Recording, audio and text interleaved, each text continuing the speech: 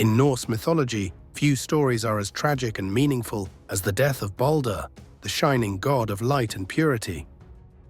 His death was not only a sorrowful event for the gods, but also a turning point that set in motion the path to Ragnarök, the great end of the world.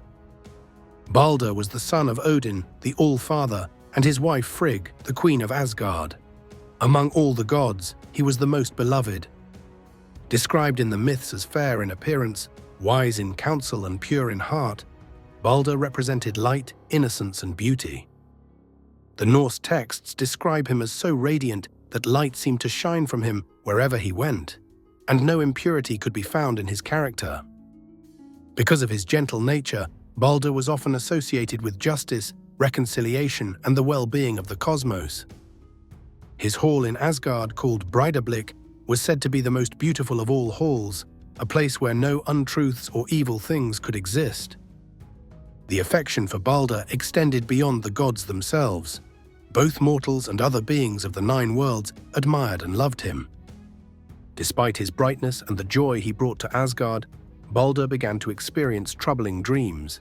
These dreams were not ordinary. They were dark visions of his own death. In Norse belief, dreams were often taken as omens, and for a god as important as Baldr, such visions could not be ignored. The dreams left both Baldr and the other gods deeply unsettled. They understood that dreams of death carried truth, no matter how much they wished to deny it.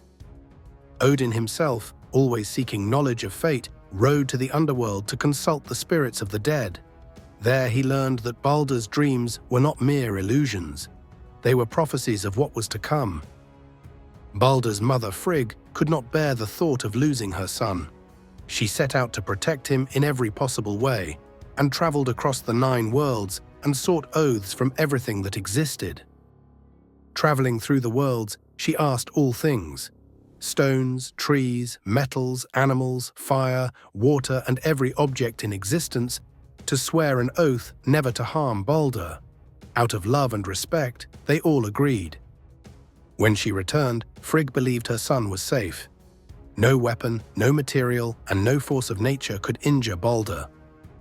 Relieved, the gods themselves began to test this protection.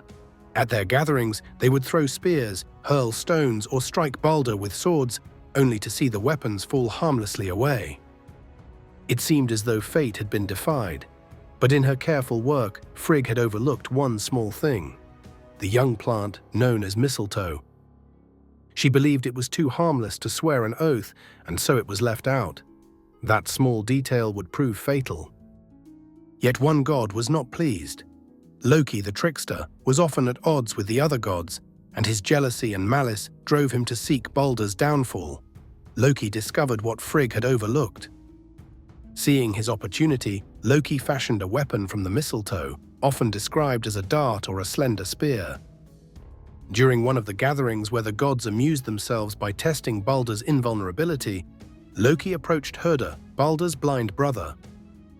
Loki handed Hörder the mistletoe weapon and guided his hand. Hörder, unaware of the trick, threw it at Baldr. To the shock of all, the weapon pierced Baldr, striking him down. The gods were horrified. Their joy turned to grief, for the most beloved among them had been killed. The gods did not want to accept Baldr's death. They sent messengers to Hel, the goddess who ruled the underworld, begging her to release him.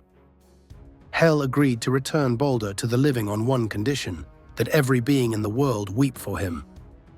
The gods spread the message, and soon all creatures wept. Stones, metals, trees, animals, and even the earth itself mourned for Baldr. From Asgard to Midgard to Jotunheim, the cry of mourning was heard everywhere. It seemed certain that he would be restored. But when the messengers reached one final figure, a giantess named Thok, she refused. She coldly declared that she had no love for Baldr, and that Hel should keep what she had. Many of the gods suspected that Thok was none other than Loki in disguise, once again interfering to bring ruin upon them. Because of that single refusal, the condition was broken. Baldr would not return. The gods had to accept that he would remain in the underworld. Baldr's death was not only a tragedy in itself, it was also a sign. The Norse gods knew that his fall marked the beginning of the chain of events that would one day lead to Ragnarök.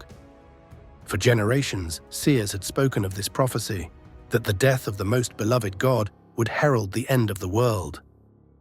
According to the prophecy, Baldr would remain in the underworld until Ragnarök itself. On that final day, when the world is consumed by fire and reborn, he would emerge once again, leading the survivors into a new age.